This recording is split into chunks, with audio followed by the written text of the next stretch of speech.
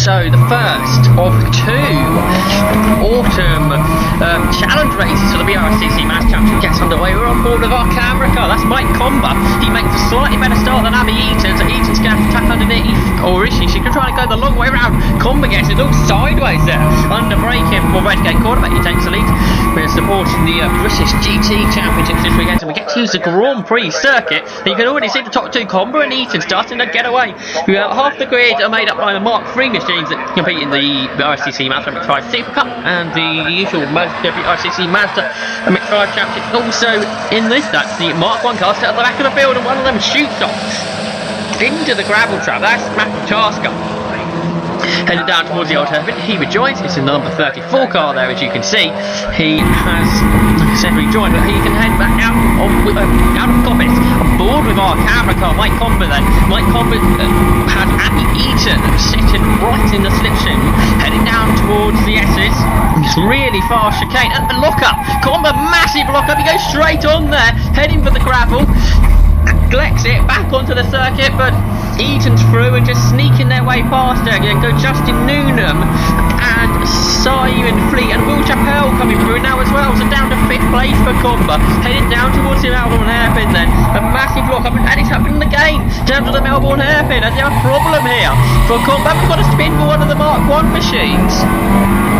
Now, who could that have been?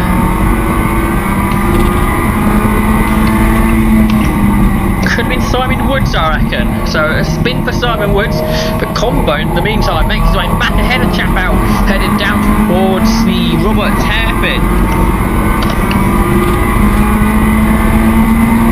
In fact, no, that was the 40 car, Raymond Worley, trying to attack him down to Roberts, but Combo having none of it. He stays in front of him. So Abby Eaton, this huge lead after the first lap of proceedings. 4.2 seconds is the lead over Noonan. And then third position is that car of Simon Fleet, who's just ahead of Chappell. So Chappell still in front. I've got Comber carries a lot of speed for the old hairpin, and look at that overspeed he has. He almost runs into the back of Chappell there, as he has so much more speed coming off the old hairpin. Comber was on pole by over a second from qualifying this morning. Instead, it's Chappell trying to find a way past the number 21 car of Simon Fleet then, unable to do it at the moment as they head now down towards Coppice Corner. Comber here, up on the inside he goes, up on the inside of Chappell, they've got but Chappell stays in front, he chops off the bows of Comber. So they're battle for 4th and 5th position with Simon Fleet in 3rd just in front. So here now then, what can he do? Comber on the camera car, then goes up on the inside down towards the S's, who's late on the brakes. It is Comber. Chappell then is going to sit behind as they head through the S's, bouncing over the curbs. So one place made up for Mike. He's got 3 more. The toughest of those is going to be Abby Eaton. She was the only person who was really quite close to him in qualifying.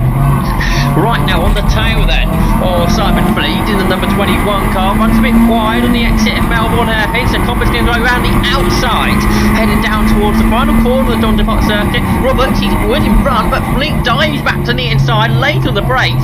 That was quite nicely done by Simon Fleet to get back in front of Mike Comber. Comber looked like he had it done going into the corner, but now the better exit speed is for Mike, and he's going to power his way through. Yes, and Comber gains that position. He's up to 3rd position finally. But there is your race leader, Abby Eaton, who now has a 4.8 second lead over that car there, the number 68 machine of Justin Noonan. And Mike Comber there in 3rd position, already getting away from the battle between Simon Fleet and Will Chappell. So the MCR car heading down towards the old hairpin, flings it through the corner, chasing after the 2nd place car. Meanwhile, the Mark I battle has a Mark III in the middle, leading the Mark Is. That's number 58, Jason Greytax, the ex-Fiat driver.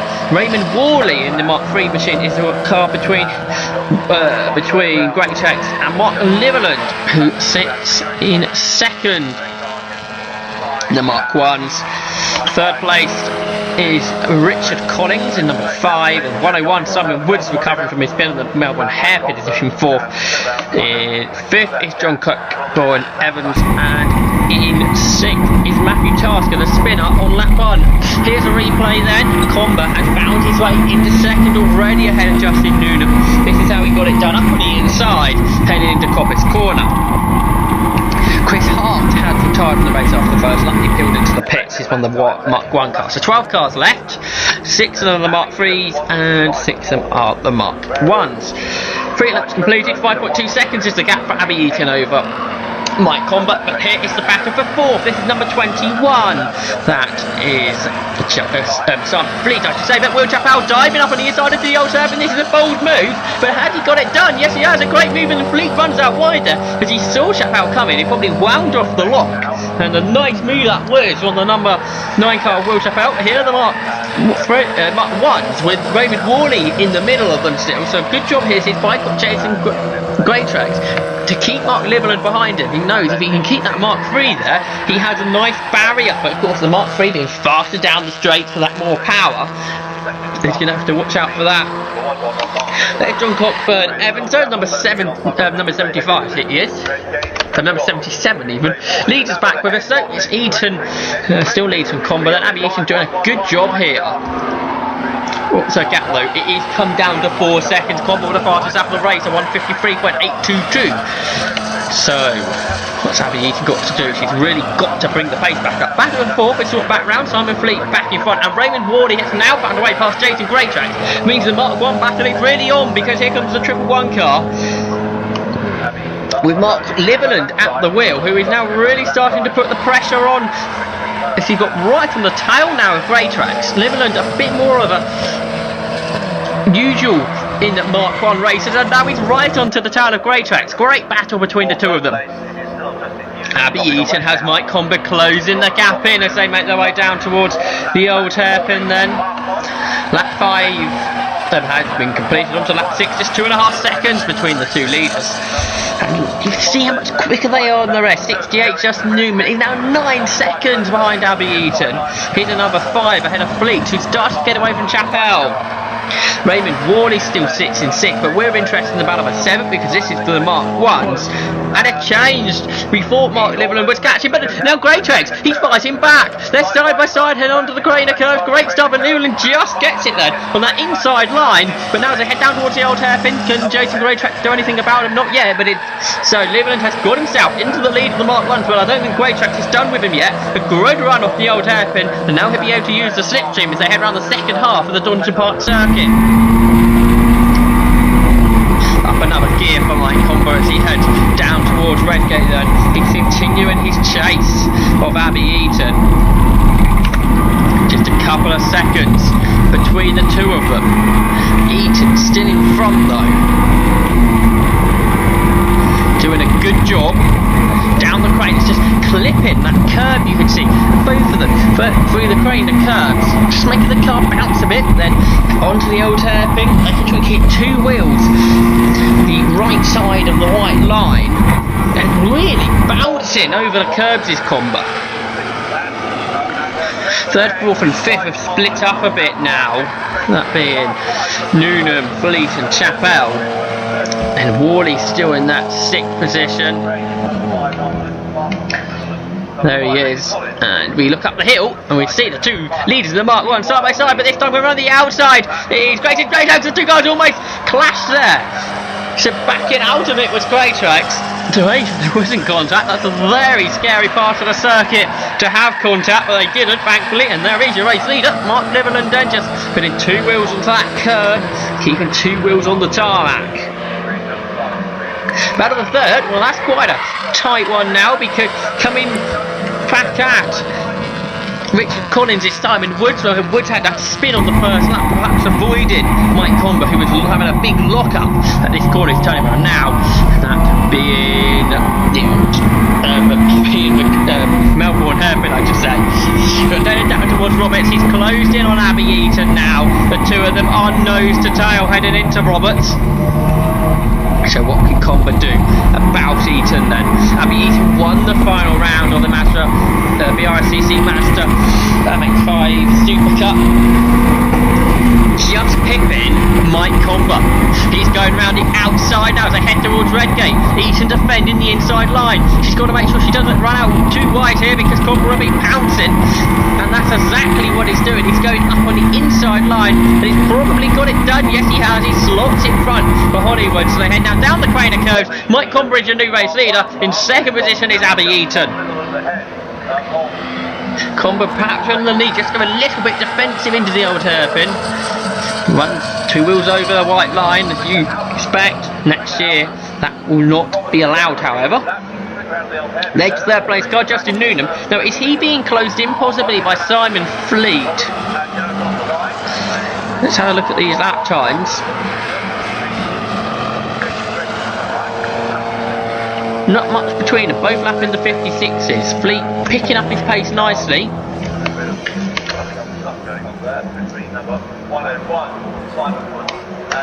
Now, this is the battle we're enjoying on circuit in the Mark 1s, and it is just great shakes, but Liverland was trying to sneak his way alongside Drew Hollywood. The two of them have been side by side through that corner the last couple of occasions, so it would have been nothing new, but no, they stay in the same order. A couple of car lengths between them. Usually, though, it is the second car that gets a better run out of the old hairpin and then can slipstream all the way up the hill and down the back straight. A big moment for Comber going through the chicane. The car got all sideways there. He seems to be doing that a lot under braking. I wonder if there's a problem with the brakes for Comber. So Eaton now attacking down towards the Melbourne hairpin. Can she get the lead back here? Great scrapping between the two of them, and Eaton might run into the back of Comber then, unable to do it as they put the power back on, heading down towards the Roberts hairpin that completes the Grand Prix circuit here at Donington Park. It's a 20-minute race, I should add, so I'd expect the cars to get in 11 laps. Lapping just under 1 minute 55, your race leaders. And as Eaton now pulls up alongside, coming out of the Roberts hairpin, Comber urging his MX5 Mark 3. The urging is possibly working. He's just trying to get along, get one away from Eaton, but Eaton's later on, and breaks into the Redgate corner, but can't do anything on the outside line. Comber slides his way through Redgate, now heading onto Hollywood and then down the cane of curves. Eaton right behind. Great racing between the two of them. Great comeback drive originally by Mike Comber to catch best part of 10 seconds after his mistake. He's trying to break away from Eaton using all the road on the exit of the old hairpin, then through underneath the bridge. All heading through Swan's curve, this left-hander, then the right-hander that is McLean's. Really having to work at that wheel with Comber. Again, using a lot of the road. This is his local circuit. Abby Eaton though, still doing a great job there in that second place. Stay heading to the back straight once more. That we look at the Mark 1 battle, because Jason Greytrax has re-pulled out the gap to Mark Liverland. Because remember, it was Liverland that closed it in after they had the Mark 3 car between the two of them. But Greytrax on that latest lap has been able to pull out a gap once again to Liverland. What about the battle for third? Because that was a good one on the last occasion. Well, they've swapped around now, because that's Simon Woods who has got himself ahead of Richard Collins, but Woods runs wide through the old hairpin, allowing Collins to come back at him as they head back into the slipstream part of the circuit as they head up the hill. Here is Mike Comber then. This is possibly his final lap. Can they squeeze one more in? Yes, I'd expect to squeeze one more in after this. There's Abby Eaton then, clipping the curves nicely. Just look like flicking the front right wheel up in the air.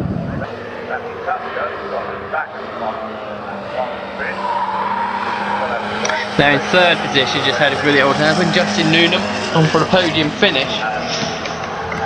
No, sorry, that was the sixth place car, wasn't it? Damien Worley. And then Greytrax still leads the Mark 1s to Mike Liverland. But like I was saying just then, Noonan heading for a podium finish. Battle still on for third in the Mark 1s. Ninth overall, Simon Woods still ahead of Richard Collins. But Collins not letting him get away too much as they head into Old Hairpin for the penultimate time of their race. You'd mentioned John Cockburn-Evans still in fifth, and in his sixth with Matthew Tasker.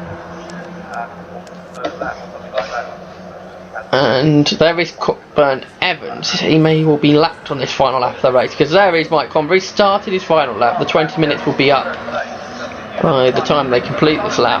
And the MCR driver, great race after off earlier on to kickstart his awesome challenge campaign. 2 races today, decide it. You can see it really pulled away from Eaton now. Comber won the races here in the Super Cup earlier this year. Like I said earlier, his local circuit always goes well here. Back with a third though, meanwhile, just interrupt myself there. Justin Noonan, he's really been closed in by Simon Fleet. Don't think it's enough, but that gap has come well under 2 seconds now. It was a much larger gap earlier in the race. And back to what I was saying, Comber, the local driver, won both races in the Super Cup here earlier this year and winning the first race here for the Autumn Challenge. He looks good as well. So later this afternoon, second race at this pace, his fastest lap, 1.8 seconds quicker than Abby Eaton. If it wasn't for that mistake on the first lap, it would have been a clear victory, but nevertheless it's been a great race and a superb drive by Comber. He's going to take the checker flag to win the first race of the Autumn Challenge here at Donington Park, supporting the British GT Championship. Great win for Comber.